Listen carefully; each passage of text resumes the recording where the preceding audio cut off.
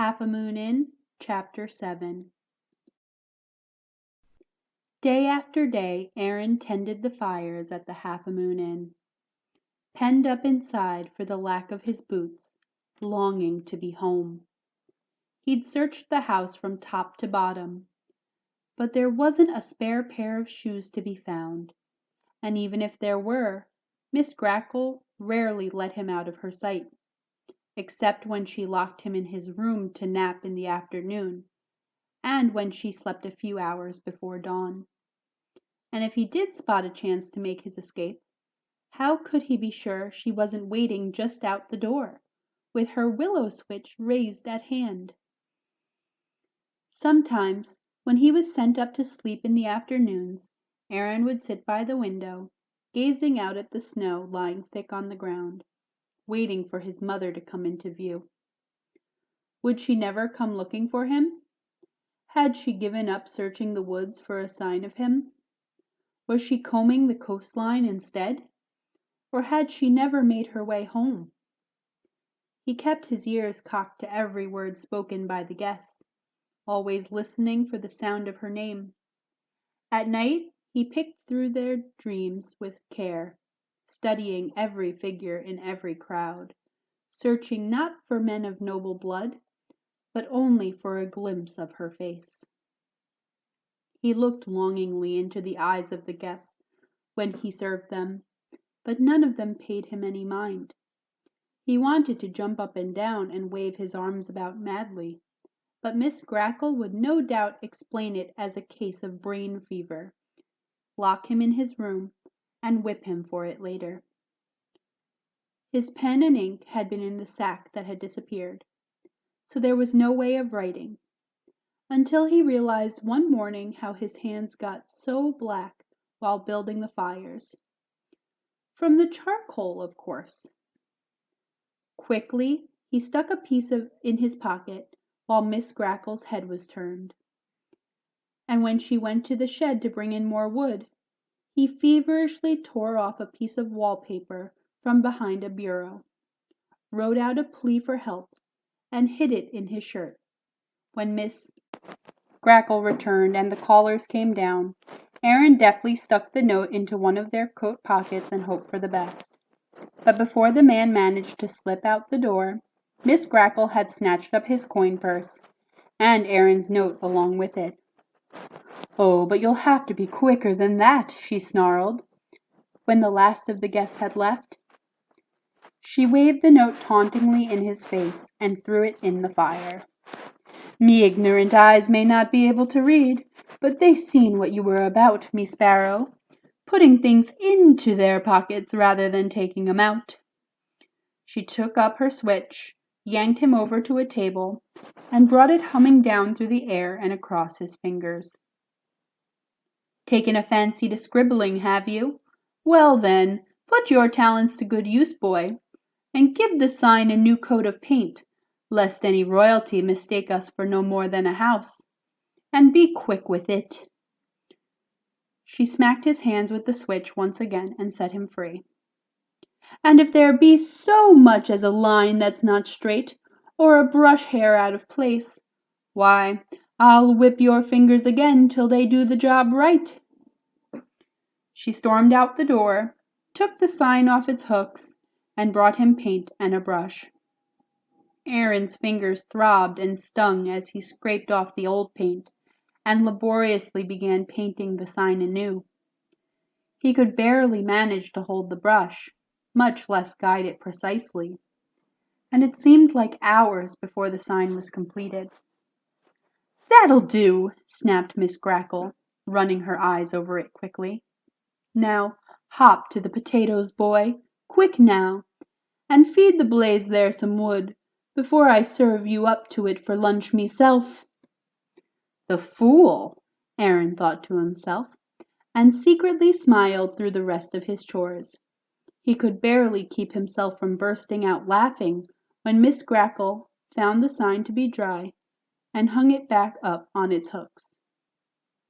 The moon in the corner was there as before, but the words now read, "Help!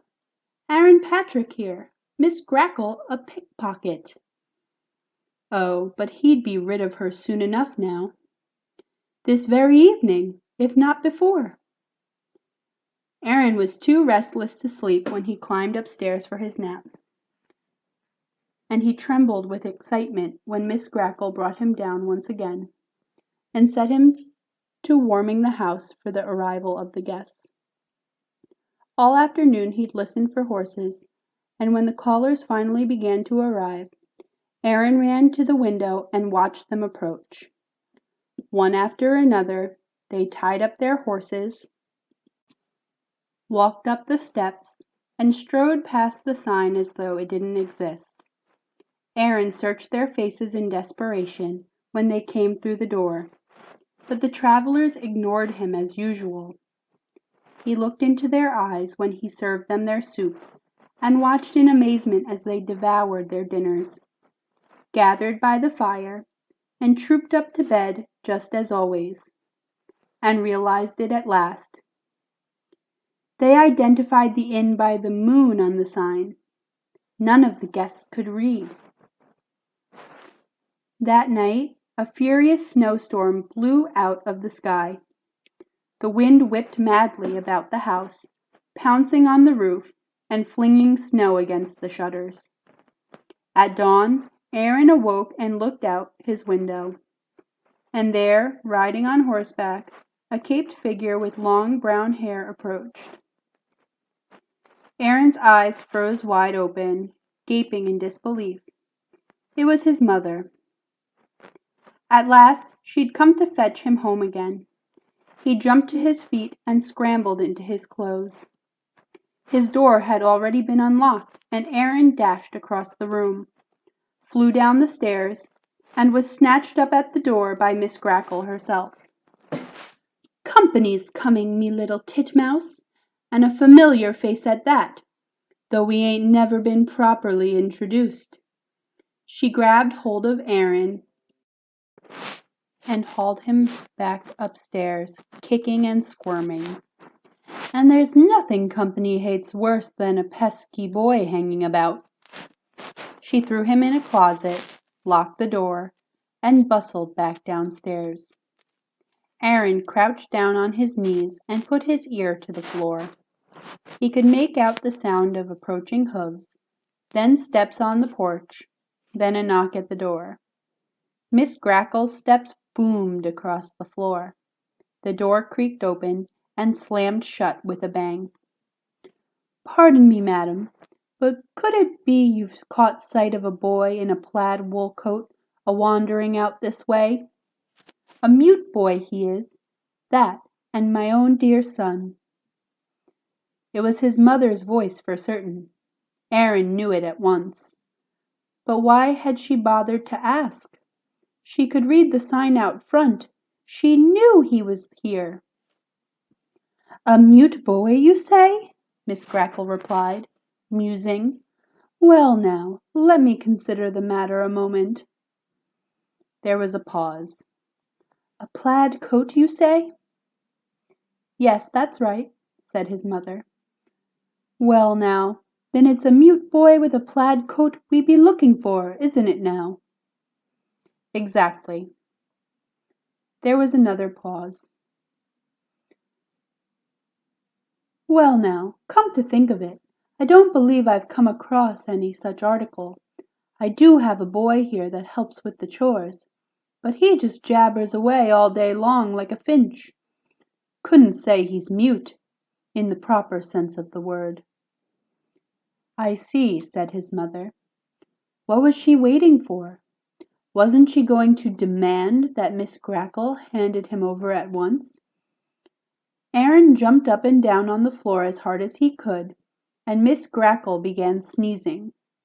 He must have shaken the dust loose from the ceiling. "Aye, he's upstairs right now, tacking down a new carpet for me. Handy with the tools, he is." "I see," said his mother. "But I'll keep me eyes sharp for him, madam. Scamper off from home, did he now? Oh, but just let him get a taste of the cold and he'll be back soon enough. Believe me, he will." There was a pause. "Well now," said his mother, "I suppose it isn't likely I'd turn him up out in this direction anyway. But if you should come by him, I'd be greatly obliged if you'd send him toward Hifton Head with one of your travellers. Most humbly obliged indeed."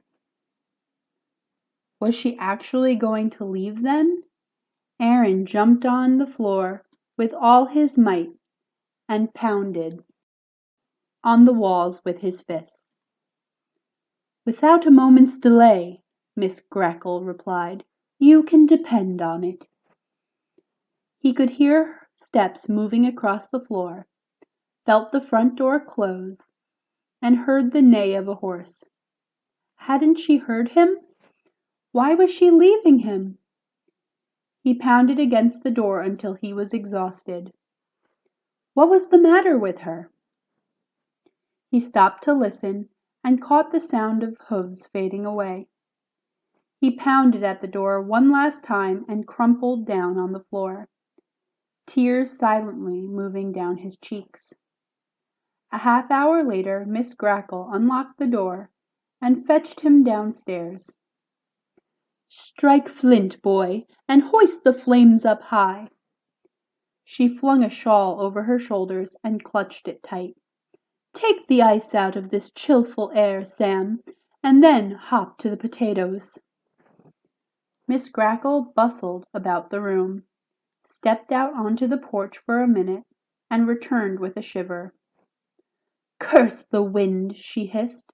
"Could have just cost us some royal company." Aaron looked up at her quizzically. "Hurry up with the blaze, boy. It's nothing, just the sign out front. Wind blew it down during the night." Aaron stopped what he was doing, and suddenly knew what had happened. The sign must have fallen face down on the ground. His mother had never seen it.